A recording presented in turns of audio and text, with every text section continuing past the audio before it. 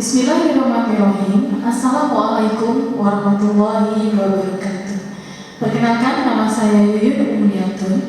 Saya adalah dosen di Program Studi Kesehatan Masyarakat Fakultas Ilmu Kesehatan Universitas Muhammadiyah Profesor Dr. Hamka.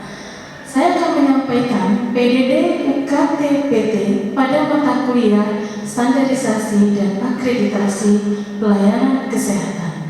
Mata kuliah ini merupakan mata kuliah wajib untuk mahasiswa peminatan AKK atau Administrasi Kebijakan Kesehatan yang diberikan kepada mahasiswa semester 6. Adapun bobot SKS-nya sebanyak 2 SKS. Dalam penyampaian mata kuliah, saya mengikuti kaidah DIA, yaitu Delivery, Interaction, and Assessment. Berikut adalah penjelasannya. Yang pertama yaitu D atau delivery atau penyampaian. Pada pertemuan pertama di kelas, saya menyampaikan rencana pembelajaran semester atau yang kita kenal dengan nama RPS, di mana di dalam RPS itu terdapat capaian pembelajaran, deskripsi mata kuliah, materi yang dipelajari selama kurang lebih 1 semester, bahan atau buku ajar yang digunakan, rencana tugas mahasiswa, metode belajarnya, serta interaksi di dalam kelas dan juga sistem penilaian. Setelah itu akan ada kesepakatan antara saya sebagai dosen dengan mahasiswa terhadap pembelajaran yang akan dilakukan, yang akan berlangsung, yang kemudian kesepakatan itu dituangkan dalam suatu bentuk kontrak perkuliahan, di mana akan ditandatangani oleh salah satu perwakilan mahasiswa, oleh saya sebagai dosen, dan juga nanti oleh Kaprodi. Baik, saya akan masuk kepada mata kuliah Standarisasi dan Akreditasi Pelayanan Kesehatan. Deskripsi mata kuliahnya adalah sebagai berikut. Mata kuliah ini membahas manajemen mutu dan penerapannya, serta penjaminan mutu dalam standarisasi dan akreditasi pelayanan kesehatan. Pelayanan kesehatan yang dimaksud adalah puskesmas atau klinik atau yang kita kenal dengan FKPP, fasilitas kesehatan tingkat pertama, dan juga rumah sakit atau yang kita kenal dengan FKRTR, fasilitas kesehatan rujukan tingkat lanjut. Nah, pada bahasan tentang manajemen mutu, mata kuliah ini akan membekali mahasiswa dengan pengetahuan mengenai konsep dasar mutu, dimensi mutu, budaya mutu, dan tahap pada manajemen mutu, yaitu measurement atau pengukuran, assessment atau penilaian, dan improvement atau perbaikan dan peningkatan mutu. Yang selanjutnya pada bahasan tentang penerapan dan penjaminan mutu, maka mata kuliah ini akan membekali mahasiswa dengan materi terkait dengan bagaimana penerapan mutu melalui standarisasi yang telah ditetapkan oleh pemerintah, kemudian proses pelaksanaan melalui proses akreditasi. Al-Islam dan kemuhammadiyahan adalah ciri khas dari perguruan tinggi kami. Oleh karena itu, saya menerapkan AIK pada mata kuliah ini melalui pengkajian standarisasi dan akreditasi berbasis syariah. Kalau tadi yang telah saya sampaikan adalah deskripsi mata kuliah, maka selanjutnya di dalam RPS juga ada capaian pembelajaran. Capaian pembelajaran mata kuliah ini dituangkan pada sikap, keterampilan umum, keterampilan khusus, dan juga pengetahuan, di mana rumusannya mengacu kepada peraturan pemerintah dan juga kurikulum nasional kesehatan masyarakat. Nah, capaian pembelajaran mata kuliah bisa dilihat di dalam setiap pertemuan. Dari CPNK tersebut akan diturunkan lagi sub CPNK-nya sesuai dengan materi yang akan diberikan kepada mahasiswa. Oleh karena itu, materi pembelajaran yang akan disampaikan kepada mahasiswa tentu pertama adalah prinsip mutunya, kemudian dimensi-dimensi mutu, kemudian total quality management, kemudian bagaimana pengukuran mutu, kemudian model-model pengukuran mutu, kemudian bagaimana proses penilaian mutu, bagaimana peningkatan atau perbaikan mutu sampai kepada bagaimana penerapan mutu di pelayanan kesehatan. Oleh karena itu kita akan belajar tentang standarisasinya dan proses akreditasinya, termasuk bagaimana nanti menilai elemen-elemen standar yang ada di dalam standar akreditasi pelayanan kesehatan. Buku utama yang digunakan pada mata kuliah ini, yang pertama adalah Introduction to Healthcare Quality Management. Ada juga The Healthcare Quality Book, Vision, Strategy, and Tools. Di samping itu juga ada standar-standar akreditasi pelayanan kesehatan. Selain menggunakan buku utama, saya juga menggunakan bahan ajar pendukung. Di antaranya adalah jurnal-jurnal penelitian.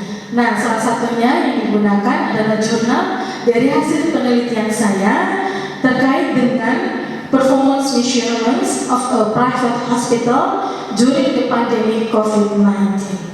Sistem pembelajaran yang dilakukan pada mata kuliah ini adalah blended learning, di mana pembelajaran dilakukan secara online dan juga offline. Nah, komposisinya 60% pembelajaran dilakukan secara offline atau luring. Jadi, saya akan berada di kelas dan 40% saya akan lakukan secara online.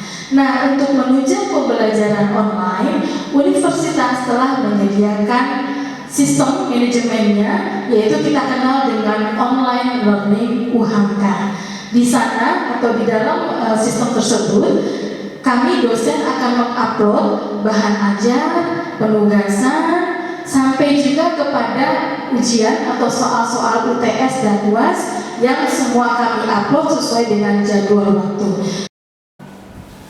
Yang kedua dari kaidah DIE adalah interaction atau interaksi, yaitu interaksi di dalam pembelajaran antara saya dengan mahasiswa. Oleh karena itu, di dalam pembelajaran saya menggunakan beragam metode. Yang pertama misalkan ceramah, kemudian setelah ceramah dilanjutkan dengan diskusi atau tanya jawab. Selain itu pula ada metode studi kasus atau problem based learning, di mana mahasiswa secara berkelompok tentu akan mempresentasikan suatu topik atau mempelajari suatu kasus, kemudian dipresentasikan di kelas, dan kemudian kita lakukan diskusi dan tanya jawab. Kaidah yang ketiga dari DIE adalah assessment atau penilaian. Penilaian dilakukan itu melalui 4 aspek. Yang pertama keaktifan, yang kedua penugasan. Untuk keaktifan bobotnya adalah 10%. Yang kedua penugasan itu bobotnya 20%. Yang ketiga ujian tengah semester bobotnya 30%, dan juga ujian akhir semester itu bobotnya 40%. Nah, keaktifan di kelas itu dinilai dari mana? Bisa dilihat di sini. Bahwa keaktifan itu saya menilai pertama ya dari hasil diskusi.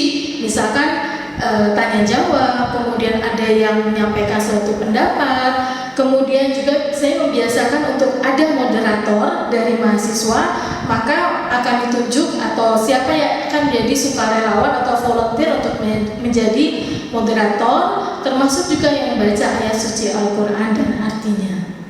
Selanjutnya adalah penilaian untuk penugasan, di mana penilaian dilakukan terhadap makalahnya, ya. Nah, yang saya nilai itu pertama adalah ketepatan dalam isinya sesuai dengan topiknya, kemudian adanya penambahan referensi yang terkait di luar dari referensi utama yang digunakan, kemudian juga tentu harus ada kerapihan. Nah, selanjutnya pada saat presentasi ya dan diskusi ini juga dilakukan penilaian. Penilaiannya apa yang dilakukan? Yang pertama adalah dari penyajiannya, apakah PPT-nya menarik, waktunya sesuai, penyampaian materinya juga menarik, ya. Jadi mahasiswa menguasai tanpa harus membaca PPT misalkan. Kemudian penguasaan materinya dan juga kemampuan mahasiswa menjawab pertanyaan dari apa yang sudah disampaikan atau pertanyaan-pertanyaan dari mahasiswa lainnya. Dan tentu kehadiran atau keterlibatan kelompok pada saat presentasi dan juga pada saat membuat atau menyusun makalah ini juga akan dilakukan penilaian. Selanjutnya adalah penilaian terhadap ujian tengah semester dan ujian akhir semester. Di sini saya akan membuat soal sesuai dengan materinya, dan mahasiswa tentu sebelum ujian saya akan menyampaikan dulu kisi-kisi soalnya untuk mereka pelajari. Kemudian soal tersebut akan saya input ke dalam online learning UHAMK, di mana nanti mahasiswa akan langsung mengerjakan soal tersebut melalui platform yang telah disiapkan itu, dan mahasiswa bisa langsung melihat hasil apakah jawabannya benar atau salah, dan juga langsung bisa melihat skornya. Demikian proses pembelajaran yang dilakukan dengan metode DIE. Selanjutnya saya akan memberikan gambaran pelaksanaan pembelajaran mata kuliah standarisasi dan akreditasi pelayanan kesehatan yang saya akan tampilkan pada sesi ke-6, yaitu tentang pengukuran dalam manajemen mutu. CPMK-nya bisa dilihat di sini. Sedangkan sub CPMK-nya adalah mahasiswa menguasai proses pengukuran mutu dan menganalisis metode pengukuran mutu dengan metode balance scorecard di pelayanan kesehatan. Nah, sebelum perkuliahan dimulai, kami mengawalinya dengan penerapan AIK, yaitu dengan membaca ayat suci Al-Quran dan terjemahannya. Tentunya di dalam kelas nanti akan dipimpin oleh seorang moderator. Setelah pembacaan ayat suci Al-Quran, sebelum penyampaian materi pada sesi ke-6, saya akan merefleksikan materi pada minggu sebelumnya. Pada sesi ke-5, bahasan yang dipelajari minggu lalu adalah tentang manajemen mutu. Oke. Kemudian pada sesi ini, sesi ke-6, saya meminta mahasiswa untuk mempelajari terlebih dahulu materinya yang telah saya upload di OLU, dan menugaskan satu kelompok untuk membahas jurnal penelitian saya sebagai suatu studi kasus. Kasus yang diangkat adalah pengukuran kinerja atau mutu melalui metode balance scorecard atau BSC di sebuah rumah sakit swasta pada saat pandemi COVID-19. Namun sebelum mahasiswa mempresentasikan studi kasus tersebut, saya akan menyampaikan terlebih dahulu materi pada sesi ke-6, yaitu tadi terkait dengan pengukuran mutu. Sebelum pembelajaran diakhiri, saya akan merefleksikan materi pertemuan hari ini dan menyampaikan topik dan penugasan untuk pertemuan selanjutnya. Berikut adalah rekaman pembelajaran sesi ke-6. Baik, Assalamualaikum warahmatullahi wabarakatuh. Waalaikumsalam warahmatullahi wabarakatuh. Selamat pagi kepada Bu Yuyun selaku dosen pengampu mata kuliah standarisasi akreditasi Yankes dan teman-teman sekalian. Sebelum memulai mata kuliah hari ini, alangkah baiknya kita membaca Bismillah terlebih dahulu. Bismillahirrahmanirrahim. Kemudian dilanjut pembacaan ayat suci Al-Quran dan sari tilawah terlebih dahulu yang akan dibacakan oleh Abel dan Evita. Berlindung pada Allah dari godaan syaitan yang terkutuk dengan menyebut nama Allah yang Maha Pengasih lagi Maha Penyayang. Dan bumi telah dibentangkannya untuk makhluknya. Di dalamnya ada buah-buahan dan pohon kurma yang mempunyai kelopak mayang dan biji-bijian yang berkulit dan berbunga-bunga harum baunya. Maka nikmat Tuhanmu yang manakah yang kamu dustakan? Dia menciptakan manusia dari tanah kering seperti tembikar, dan dia menciptakan jin dari nyala api tanpa asap. Benar Allah dengan segala firman-Nya. Semoga yang membaca dan mendengarkannya dapat bermanfaat dan mendapat keberkahan. Amin. Selanjutnya saya akan alihkan kepada Bu Yuyun untuk pemberian materi. Dipersilahkan. Wabarakatuh. Waalaikumsalam warahmatullahi wabarakatuh. Apa kabar semuanya? Alhamdulillah. Alhamdulillah baik ya. Ada yang kebanjiran nggak? Ada? Masuk ke dalam rumah? Wah, luar biasa. Ada lagi? Ya. Pertemuan kita pada hari ini adalah pertemuan ke-6 ya, untuk mata kuliah standarisasi dan akreditasi pelayanan kesehatan. Sebelum masuk ke materi selanjutnya, Ibu akan bertanya dulu terkait dengan materi yang telah kita pelajari di minggu yang lalu. Ya, ada yang tahu minggu lalu itu kita membahas apa ya? Minggu lalu kita membahas tentang manajemen mutu. Yang dimaksud dengan manajemen mutu itu apa?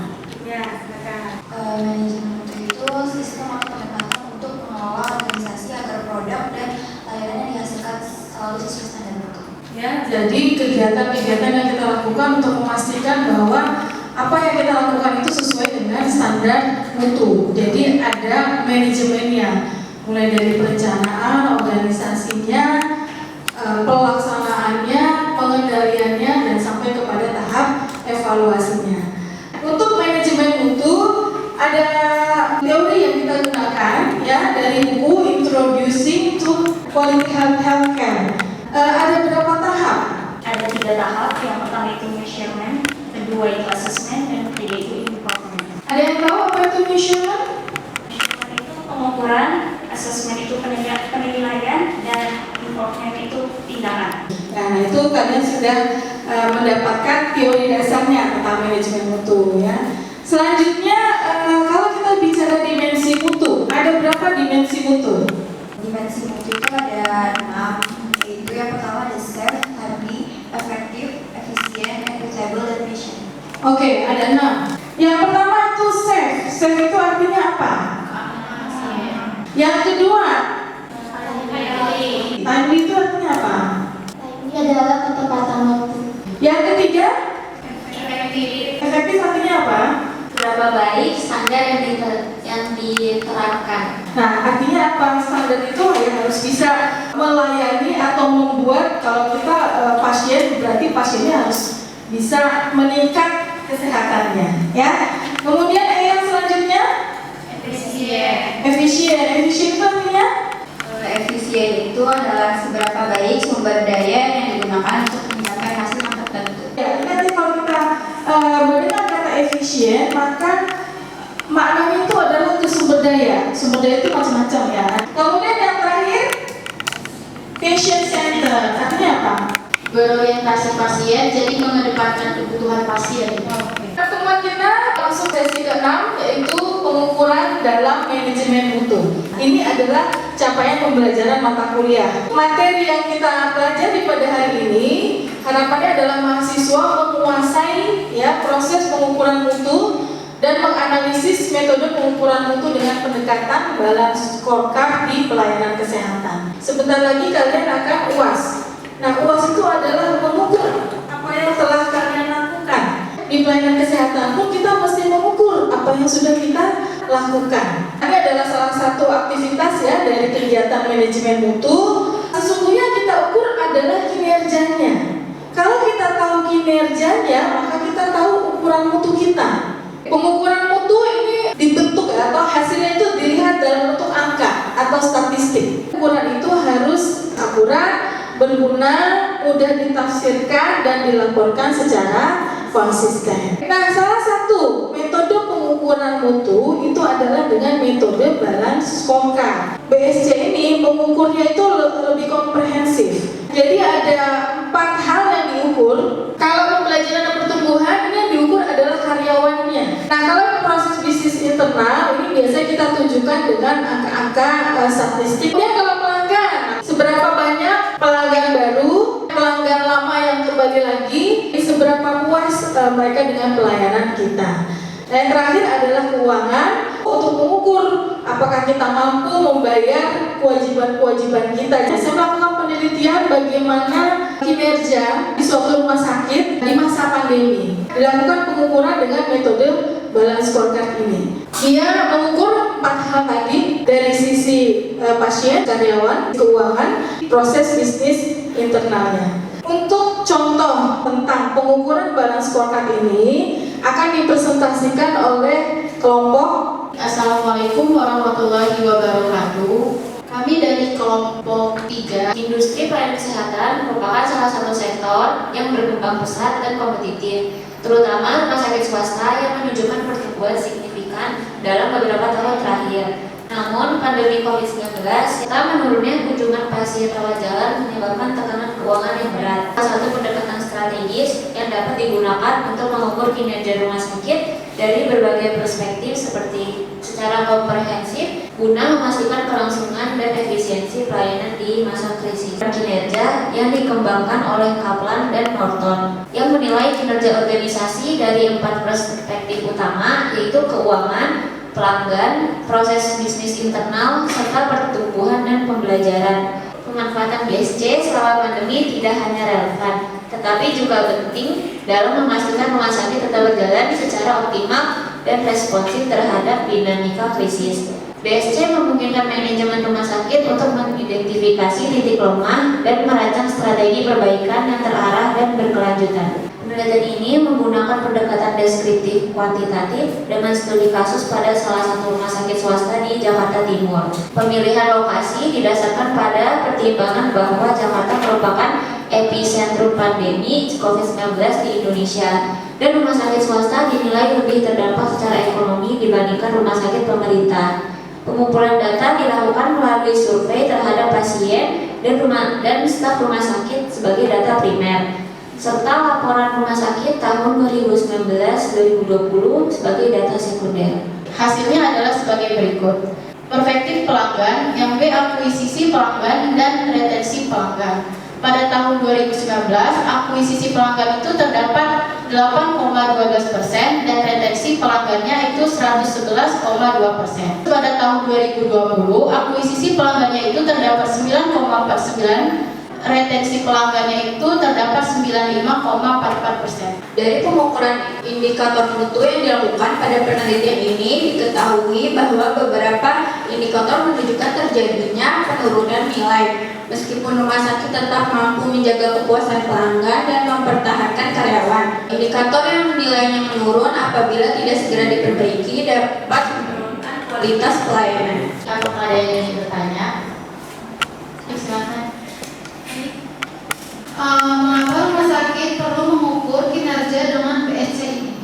Penelitian menunjukkan bahwa penggunaan BSC dalam pelayanan kesehatan meningkatkan persentase margin kotor, jumlah pembelian per pasien, laba atas investasi, meningkatkan kunjungan ulang, tingkat kepuasan pelanggan, tingkat penerimaan rujukan pasien, jumlah pasien baru, waktu konsultasi dokter, tingkat kepuasan karyawan, dan menurunkan pergantian staf.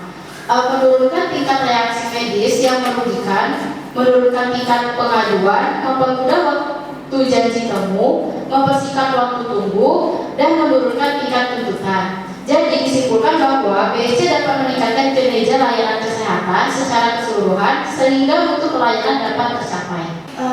Apa bedanya retensi pelanggan sama akuisisi pelanggan? Dan menurut kalian mana yang lebih penting?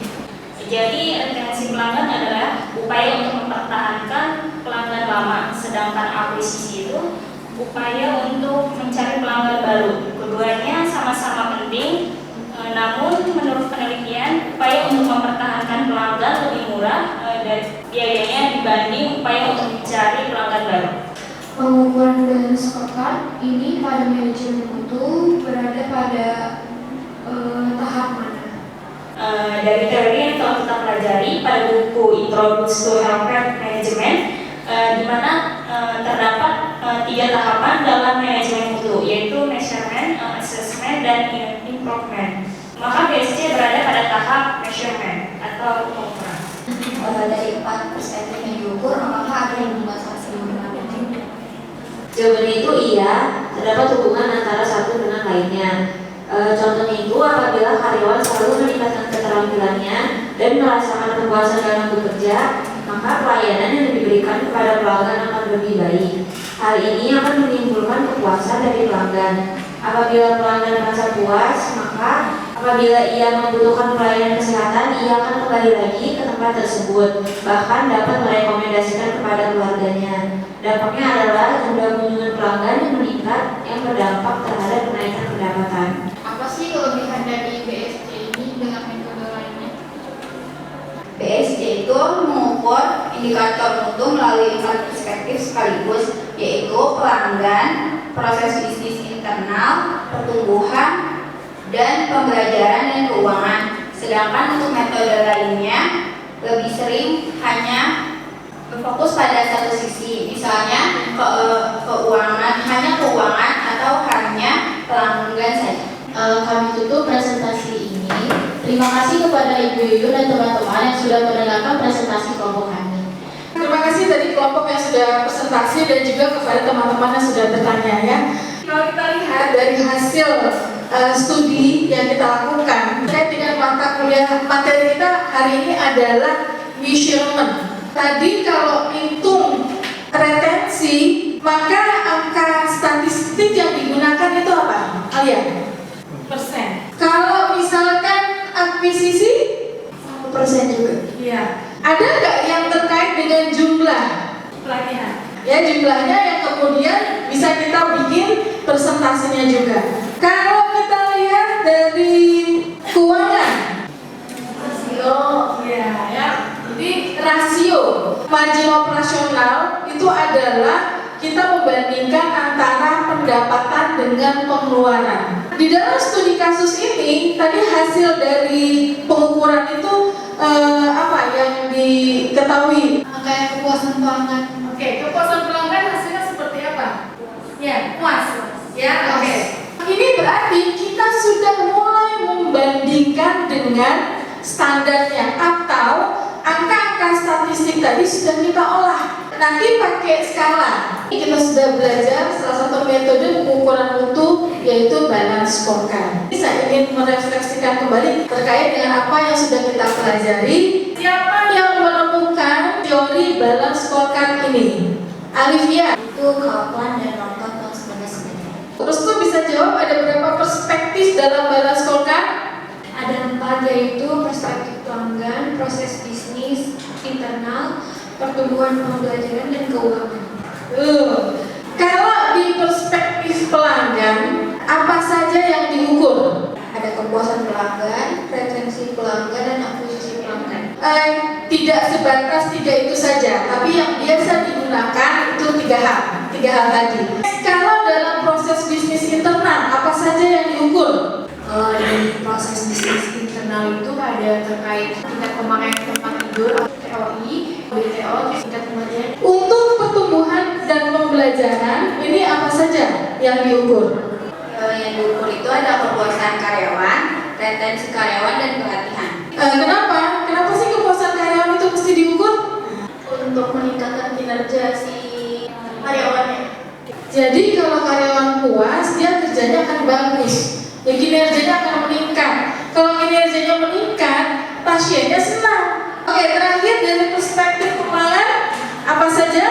Ada keuntungan operasional, rasio likuiditas, tingkat pengembalian biaya atau cost recovery rate. Ini kalau keuntungan ini adalah sesuatu yang memang ditunggu-tunggu sama pelaku usaha. Itu untungnya tahun ini berapa?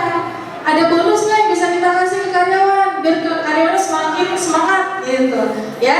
Atau dengan adanya keuntungan maka kita bisa melakukan perbaikan atau menambah fasilitas, ya? Untuk pertemuan selanjutnya berarti sesi keberapa? Sesi ke-7. Sesi ke-7 kita akan mempelajari tentang evaluasi terhadap kinerja. Nah, ini merupakan tahapan improvement. Jadi kita evaluasi nih, ya seperti apa? Kita sudah punya data, kita sudah bandingkan dengan standar, ya. Lalu apa yang akan kita lakukan? Kemudian kita akan menggunakan juga beberapa atau berbagai teori yang terkait dengan peningkatan mutu. Oleh karena itu ada tugas melakukan lagi analisis ya terhadap suatu kasus yang mana kita akan melakukan analisis pengukuran dan juga penilaian terhadap departemen radiologi. Saya minta kalian mempelajari bagaimana penyajian data tersebut ya mempengaruhi interpretasi hasilnya, gitu kan? Kemudian nanti juga kita bisa ketahui tindakan apa yang akan kita lakukan. Dari saya cukup sekian.